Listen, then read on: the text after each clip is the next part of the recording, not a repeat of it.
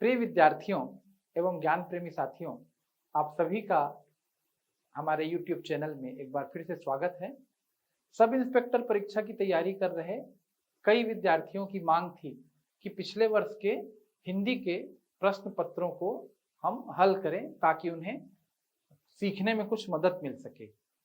तो हिंदी पर ही आधारित, जैसे कि अभी एसआई की परीक्षा में हिंदी का एक बहुत महत्वपूर्ण सेक्शन रहेगा, हिंदी पर ही आधारित एक परीक्षा हुई थी सहायक संपरीक्षक 2022, जिसमें हिंदी से 100 प्रश्न आए थे। मतलब हिंदी एक विषय के रूप में वहां पर उपस्थित था, एक सहायक विषय ना होकर के।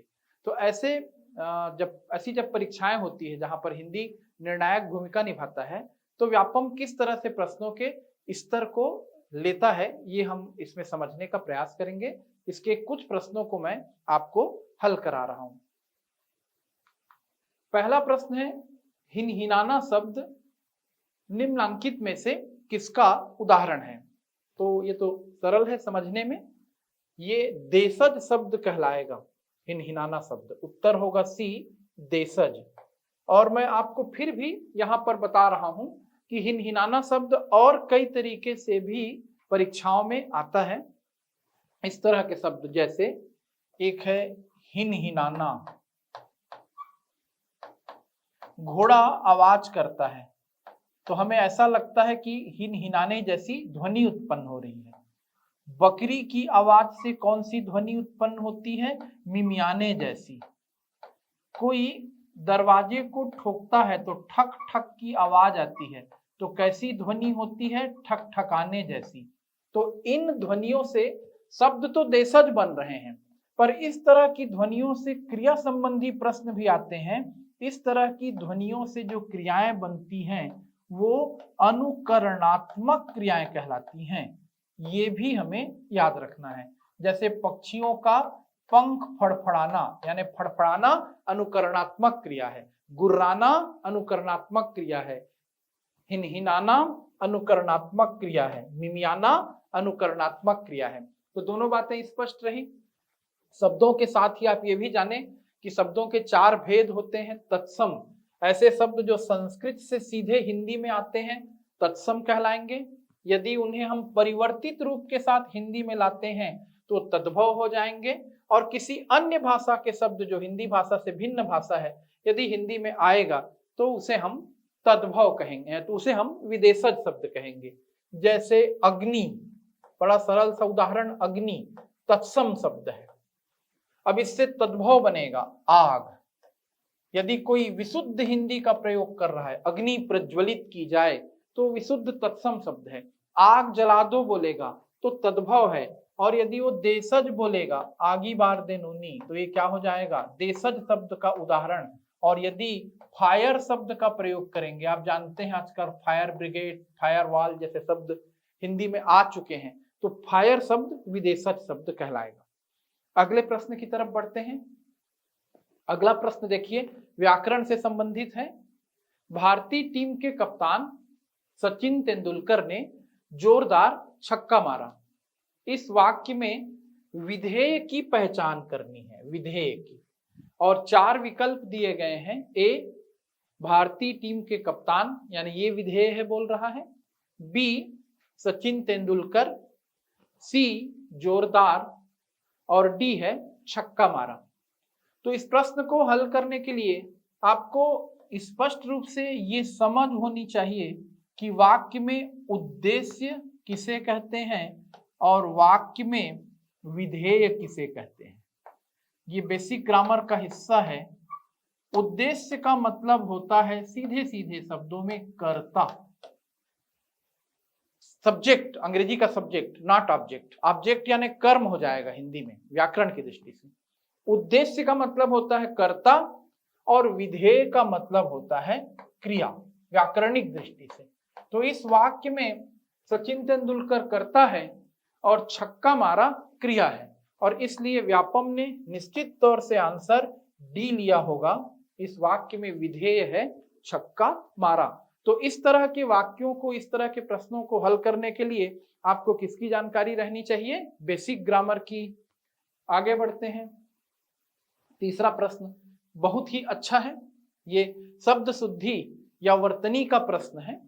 देखिए प्रश्न को, निर्दयी, विरहणी और नरक, इन तीनों शब्दों के संदर्भ में कौन सा विकल्प सही है? पहला ले रहा है निर्दयी शब्द शुद्ध है, बी ऑप्शन ले रहा है विरहणी शब्द शुद्ध है, सी ऑप्शन ले रहा है नरक शब्द शुद्ध है, और डी ऑप्शन है उपर्युक्त तीनों शब्द शुद्ध हैं। तो अब हम इस पर बारी बारी चर्चा करते हैं। क्या निर्दयी शब्द सही है? तो समझिए, व्यक्ति या तो लोभी होता है या निर्लोभ, व्यक्ति या तो स्वार्थी होता है या निस्वार्थ, व्यक्ति या तो अपराधी होता है या निरपराध, व्यक्ति या तो सदय या दयावान होता है या निर्दय होता है। तो याद रखिए निर्दयी शब्द नहीं होता, सही शब्द होता है निर्दय। तो इसलिए ये ऑप्शन निरस्त होगा। अब देखिए विरहणी शब्द पर हम यदि चर्चा करते हैं तो इस शब्द को हम कहां से व्युत्पन्न मानेंगे? तो विरह का मतलब होता है वियोग। विरह का अर्थ क्या है? वियोग। जिसे विरह हो गया, जो विरह की आग में जल रहा है, यदि वो पुरुष है, नायक है, तो वो विरही नायक कहलाएगा, विरही। और उससे जब स्त्रीलिंग बनेगा, विरहिणी नायिका नहीं, क्या कहलाएगी? विरहिणी नायिका। हमें छोटी ई की मात्रा लगी रहेगी। तो विरहिणी नहीं, कौन सा शब्द सही होता है? विरहिणी। ऐसे कई स्त्रीलिंग पुल्लिंग बनाने के शब्दों को हमें बहुत ध्यान से देखना रहता है। जैसे पड़ोसी है, इससे जब स्त्रीलिंग बनता है तो पड़ोसन नहीं बनता। पड़ोसन यद्यपि लिखा जाता है, फिल्मों के नाम में भी यही शब्द आया है, लेकिन वर्तनी की दृष्टि से सही शब्द पड़ोसिन है। बहुत से ऐसे शब्द हैं जहां पर हमें ध्यान देना पड़ेगा। अनाथ शब्द का स्त्रीलिंग अनाथनी इत्यादि आप कुछ भी ना बनाएं, अनाथ का स्त्रीलिंग अनाथा लिया जाता है। क्या लिया जाता है? अनाथा। तो आप समझ गए, विरहिणी शब्द भी अशुद्ध है। यहां पर नरक शब्द शुद्ध है। हम अक्सर स्वर्ग के उच्चारण के कारण सही बोल रहे हैं करके नरक शब्द का उच्चारण करने लगते हैं। स्वर्ग सही है, स्वर्ग नहीं होता, लेकिन नर्क गलत है, नर्क नहीं होता, सही शब्द नरक ही होता है। इसलिए इस प्रश्न का उत्तर होगा सी। चौथे प्रश्न पर चलते हैं। चौथा प्रश्न फिर से, अब यही मैं आपको समझाना चाह रहा हूं, मैं पूरे प्रश्नों को नहीं ले रहा हूं, लेकिन शब्द शुद्धि वाले सेक्शन से ही इस परीक्षा में व्यापम ने 5-6 प्रश्न लगातार पूछ दिए। मतलब हम जब हिंदी पर आधारित या हिंदी के बहुत सारे प्रश्न एक साथ जब इस परीक्षा में आते हैं तो हमें हर सेक्शन को बहुत डिटेल पढ़ना पड़ता है। शब्द शुद्धि का एक और प्रश्न है जो काफी प्रसिद्ध शब्दों से बना है। कौन सा शब्द शुद्ध है बोल रहा है? तो पहला है उज्ज्वल, ए ऑप्शन, बी ऑप्शन है कैलाश, सी ऑप्शन है एरावत और डी ऑप्शन है द्वारका। इन चारों शब्दों पर गौर करते हैं। जब हम संधि पढ़ते हैं तो उत धन ज्वल, त के सामने आधा ज है, त उसके इंपैक्ट से ज में बदलेगा। और उज्ज्वल शब्द की सही वर्तनी आप बिल्कुल हमेशा के लिए याद रखें, उज्ज्वल शब्द में 2 बार आधा ज आता है। तो ये तो अशुद्ध शब्द हुआ। कैलाश शब्द में भी हम अक्सर भ्रम में आते हैं कि उसमें शक्कर का स है, लेकिन देख लीजिएगा आप अच्छी किताबें उठाकर, कैलाश शब्द की सही वर्तनी में सड़क का स लिया जाएगा, इसलिए यह शब्द भी अशुद्ध है। यदि हम एरावत शब्द पर गौर करें तो एरावत इंद्र के हाथी का नाम है, लेकिन उसको लिखने के लिए उसमें हमें अ का प्रयोग करना पड़ेगा और उच्चारण भी सुधारना पड़ेगा। एरावत नहीं, क्या नाम है? ऐरावत। द्वारका बिल्कुल सही शुद्ध शब्द है। हम गलती से उसे द्वारिका लिखते हैं और प्रचलन में भी आ चुका है द्वारिकापुरी इत्यादि, पर द्वारिका और द्वारका दोनों में से किसी एक शब्द को लेना रहेगा तो शब्द शुद्धि में द्वारका शब्द ही सही है। आगे बढ़ते हैं। तो इस प्रश्न में उत्तर क्या हुआ आप समझ सकते हैं, उत्तर होगा डी। पांचवें प्रश्न की तरफ बढ़ते हैं। अब हम फिर से वही शब्द, वही प्रश्न आ रहा है, कौन सा शब्द अशुद्ध है? तो ये लिखा हुआ है ए ऑप्शन में कनिष्ठ, बी ऑप्शन लिखता है चिन्ह, सी ऑप्शन लिखता है ब्राह्मण और डी ऑप्शन कहता है कि सभी अशुद्ध हैं। तो देखिए क्या होगा इसका आंसर। पहले ए पर विचार करते हैं। कनिष्ठ शब्द नहीं होगा, कनिष्ठ, बिल्कुल ऐसे ही ज्येष्ठ, उम्र में बड़ा ज्येष्ठ, ओहदे में बड़ा या सीनियर वरिष्ठ, ओहदे में छोटा या जूनियर कनिष्ठ, तो सब ठ वाले शब्द हैं। चिन्ह शब्द में बहुत व्यापक विसंगति आपको लगेगी, मैं जब बताना शुरू करूंगा। वास्तविक शब्द है चिन्ह। अब तो वो बदलते बदलते इसी रूप में बहुत ज्यादा प्रचलन में आ रहा है, लेकिन ये सही शब्द है। इसमें ह आधा है और न पूरा है। जब हम इन दोनों शब्दों को मिलाकर लिखेंगे तो इस तरीके से लिखने की परंपरा है। जो आधा दिख रहा है वो अधिक बड़ा दिखेगा और जो पूरा दिख रहा है वो छोटा दिखेगा, यानी चिन्ह है उच्चारण। अब इस लिखने की परंपरा के कारण लोग ऐसा लिखना शुरू कर दिए, न को आधा ह को पूरा, और ये चलन में आ गया, लेकिन ये गलत शब्द है। तो ये भी अशुद्ध हो गया, ये भी अशुद्ध हो गया, और ब्राह्मण लिखने का तरीका भी गलत है। देखिए ध्यान से समझिएगा, जैसे चिन्ह शब्द है वैसी ब्रह्मा होता है। ह आधा है, मां पूरा है। दोनों को जब हम मिला करके लिखते हैं तो ऐसा संयुक्त शब्द बनता है ब्रह्मा, और हम कंफ्यूजन में आकर के ब्रह्मा लिखने लगते हैं, ये अशुद्ध है। और बिल्कुल वैसे ही आप याद रखें, सही वर्तनी है और सही उच्चारण है ब्राह्मण, जिसे ब्रह्म ज्ञान है ब्राह्मण, और उसको हम संयुक्त रूप में चाहें तो इस तरह से दो अक्षरों को मिलाकर भी लिख सकते हैं। ये भी सही है, ये भी सही है, ये भी सही है, ये भी सही है। लेकिन क्या लिखना गलत है? जो परंपरा में चल रहा है ब्राह्मण लिखना गलत है। परीक्षा में देख लीजिएगा, इसको भी गलत माना गया है और आंसर लिया होगा डी। और यहां पर सुधार करके जिसने लिखा है उसने भी टाइपिंग में गलती कर दी है। आगे बढ़ते हैं। कौन सा शब्द शुद्ध है? मतलब देखिए, आप लगातार शब्द शुद्धि से प्रश्न पर प्रश्न आ गए व्यापम की एक ही परीक्षा में। ए ऑप्शन चावल, बी ऑप्शन ऋषिकेश, थोड़ी सी टाइपिंग में यहां पर कमी दिख रही है, सी ऑप्शन अनाधिकृत, डी ऑप्शन कवियत्री। ध्यान से सोचिए इस प्रश्न पर फिर से। तो अब देखिए ए ऑप्शन चावल, चावल लिखने में किसी भी बिंदु का प्रयोग नहीं होगा, न तो पूर्ण बिंदु, न तो चंद्र बिंदु, न अनुस्वार, न अनुनासिक। अनाधिकृत नहीं होता, अनधिकृत होता है, इसमें अन उपसर्ग लगा है, अनधिकृत। कवि शब्द से जब हम स्त्रीलिंग बनाते हैं तो कवयित्री बनता है। कवि शब्द में ई की मात्रा है, लेकिन स्त्रीलिंग में य में ई की मात्रा है, कवियित्री नहीं होता। तो ये भी गलत, ये भी गलत। ऋषिकेश शब्द सही है उस प्रश्न में, उस परीक्षा में। नेक्स्ट प्रश्न पर आते हैं।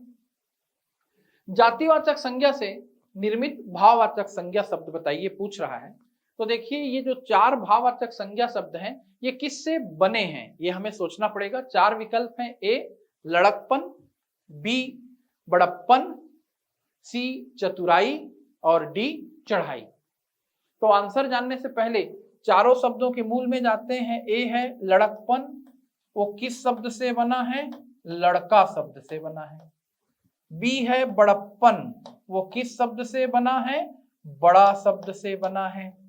सी है चतुराई, वो किस शब्द से बना है? चतुर शब्द से बना है। और डी है चढ़ाई, वो किस शब्द से बना है? चढ़ना शब्द से बना है। हम डी ऑप्शन से विचार करना शुरू कर रहे हैं। चढ़ना, ये क्या है? क्रिया। सभी समझ रहे होंगे। चतुर, ये क्या है? विशेषण, एडजेक्टिव। बड़ा, ये भी क्या है? विशेषण। और लड़का, ये संज्ञा है। और संज्ञा का भी कौन सा प्रकार? संज्ञा के जो 5 प्रकार होते हैं, व्यक्तिवाचक, जातिवाचक, भाववाचक इत्यादि, उसमें से कौन सा प्रकार है? जातिवाचक प्रकार है। तो इस दृष्टि से बिल्कुल आंसर है, जातिवाचक संज्ञा से निर्मित भाववाचक शब्द होगा लड़कपन। अगले प्रश्न पर चर्चा करते हैं। काला घोड़ा वाक्यांश में काला शब्द से वाक्यांश में क्या अंतर आया है? ध्यान से समझिएगा, है ना। तो वैसे तो हम पहले विकल्प आपके लिए मैं पढ़ देता हूं। काला घोड़ा वाक्यांश में काला शब्द से वाक्यांश में क्या अंतर आया है? ए, घोड़ा शब्द को विस्तार मिला। बी, घोड़ा शब्द की व्याप्ति मर्यादित हुई। सी, घोड़ा शब्द का महत्व बढ़ गया। देखिए महत्व लिखने का तरीका यहाँ पर और डेस रहेगा, घोड़ा शब्द का महत्व बढ़ गया। और डी है, इनमें से कोई नहीं। तो पहले तो ये समझते हैं काला क्या है। तो याद रखें, काला क्या है? यहां पर काला विशेषण है। महत्व को ऐसा लिखेंगे, मैं बोल रहा हूं काला क्या है? विशेषण है। और कोई भी विशेषण यदि किसी संज्ञा में जुड़ता है तो वो उसकी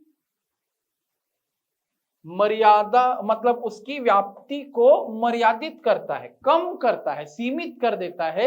ये यहां पर सेंस है। कैसे इसको हमको समझना है? देखें, यदि हम बोलते किसी व्यक्ति को घोड़ा ले आओ, तो जाता और उसको जो भी घोड़ा दिखता, काला दिखता, सफेद दिखता, और भी किसी रंग का दिखता, वो उस घोड़े को लेकर हमारे पास आ जाता। लेकिन हमने उसके सामने एक शर्त रख दी, काला घोड़ा लेकर आओ। तो अब घोड़ा शब्द की व्याप्ति सीमित हो गई, वो बेचारा खोजेगा और काले रंग का घोड़ा ही हमारे लिए लेकर आएगा। तो इस प्रकार से जब भी विशेषण लगेगा, वो संज्ञा की मतलब व्याप्ति को मर्यादित करता है, सीमित करता है, लिमिटेड करता है। इस प्रकार से ये मुझे बहुत अच्छा प्रश्न लगा, 8वां प्रश्न, इसे आप समझें। 9वें प्रश्न की ओर चलते हैं। नीचे दिए गए शब्दों में नाम धातु शब्द का चयन कीजिए। तो इसमें 4 विकल्प हैं। ए, खिलवाना, बी, उठवाना, सी, बदलना, और डी, हथियाना। तो देखिए ये चारों के चारों शब्द क्रिया हैं, लेकिन यहां पर नाम धातु पूछ रहा है। तो नाम धातु का मतलब होता है संज्ञा से बनने वाली क्रिया में, हम संज्ञा से जो क्रिया बनेगी, संज्ञा से, उसी संदर्भ में नाम धातु आती है, समझिएगा। और इधर जो खिलवाना है, उठवाना है, ये प्रेरणार्थक क्रियाएं हैं। दोनों के बारे में मैं चर्चा कर लेता हूं। और बदलना तो अपने आप में क्रिया ही है। प्रेरणार्थक क्रिया क्या होती है? जहां हम खुद काम ना करके दूसरे से करवाते हैं, वहां प्रेरणार्थक क्रिया है। जैसे हम पढ़ते नहीं, पढ़वाते हैं। हम लिखते नहीं, लिखवाते हैं। हम उठाते नहीं, उठवाते हैं। तो उठवाना प्रेरणार्थक क्रिया है, खिलवाना प्रेरणार्थक क्रिया है, बदलना क्रिया है। आंसर तो हथियाना है। पर आखिर कैसे ये नाम धातु क्रिया हुई? तो ध्यान से समझिएगा। यदि संज्ञा से ही हम क्रिया बना देते हैं, हथियाना का मतलब है किसी वस्तु पर अपना कब्जा करना। हाथ शब्द से बना, हाथ एक संज्ञा है, उससे बना हथियाना। लात एक संज्ञा है, हम उससे भी प्रयोग करते हैं लतियाना। बात से भी हम बना देते हैं बतियाना। और देखिए लाल एक विशेषण है, उससे भी हम क्रिया बना देते हैं ललियाना। तो इस तरह से जो शब्द संज्ञा से क्रिया बनते हैं या और इसी प्रकार के संदर्भों में हम प्रयोग उनका करते हैं, वो नाम धातु शब्द कहलाते हैं। इन विकल्पों में आंसर डी सही। 10वें प्रश्न पर आइए। निम्नलिखित में से अकर्मक क्रिया के उदाहरण का चयन कीजिए। तो ये मेरे अनुसार तो ये हिंदी ग्रामर का सबसे प्यारा सेक्शन होता है। क्लास में बहुत लंबा समय लगता है सकर्मक और अकर्मक क्रिया की पहचान कराने में। अभी मैं आपको बहुत संक्षिप्त में समझाऊंगा इसे। 4 विकल्प को देखकर आप भी बनाने का प्रयास करें। आपको क्या करना है? अकर्मक क्रिया के उदाहरण का चयन करना है। ए, कृष्ण कुमार ने गीता का पाठ किया। बी, उसने भरपेट भोजन किया। सी, पेड़ के नीचे बालक रो रहा था। और डी, उसने कुत्ते को लाठी से मारा। तो इन 4 विकल्पों में हम ध्यान से देखते हैं। पहले तो सकर्मक और अकर्मक क्रिया को देखें। सकर्मक क्रिया का मतलब होता है वह क्रिया जिसका प्रभाव कर्म पर पड़े, और वह क्रिया है ना, मतलब सकर्मक क्रिया मतलब वह क्रिया जिसका फल या इफेक्ट किस पर पड़ता है, कर्म पर प्रभाव। और ऐसी क्रिया जिसका प्रभाव कर्म पर ना पड़े, कर्ता पर ही पड़े, वो कैसी क्रिया कहलाती है, अकर्मक। मैं समयाभाव में इस टॉपिक को, समयाभाव का मतलब इसे पढ़ाने में मुझे कम से कम 40 से 45 मिनट लगते हैं। तो मैं यहाँ पर चूंकि प्रश्न हल करा रहा हूं तो बहुत संक्षिप्त में आपको बता रहा हूं। अकर्मक क्रिया वह क्रिया है जिसका प्रभाव किस पर पड़ता है, कर्ता पर पड़ता है, कर्ता पर प्रभाव। जैसे मैं आम खाता हूं, यह सकर्मक क्रिया है, बहुत सरल तरीका। मेरे आम खाने का प्रभाव किस पर पड़ रहा है, आम पर। लेकिन मैं रोता हूं तो मेरे रोने का प्रभाव मुझ पर पड़ रहा है। तो रोना, सोना, हंसना, छींकना, थूकना, ऐसी बहुत सी क्रियाएं हैं जो पूर्ण अकर्मक क्रियाएं कहलाती हैं। और वैसे हम सकर्मक क्रिया को अकर्मक के रूप में प्रयुक्त कर सकते हैं, अकर्मक क्रिया को सकर्मक के रूप में प्रयोग कर सकते हैं। इसको पहचानने, जानने, समझने के लिए हमें एक लंबे लेक्चर की जरूरत पड़ेगी। वक्त आने पर कभी मैं सकर्मक और अकर्मक क्रिया पर आपको वीडियो दूंगा। अभी समझिए, जैसे मैंने आपको बताया था कि यहाँ पर कर्ता पर ही प्रभाव पड़ रहा है। बालक रो रहा था, कहां पर रो रहा था इससे हमको मतलब नहीं है, पेड़ के नीचे, ठीक है, लेकिन बालक कर क्या रहा था, रो रहा था, और उसके रोने का प्रभाव उस पर ही पड़ रहा है। रोना एक पूर्ण अकर्मक क्रिया है, इसलिए यहाँ पर आंसर होगा सी।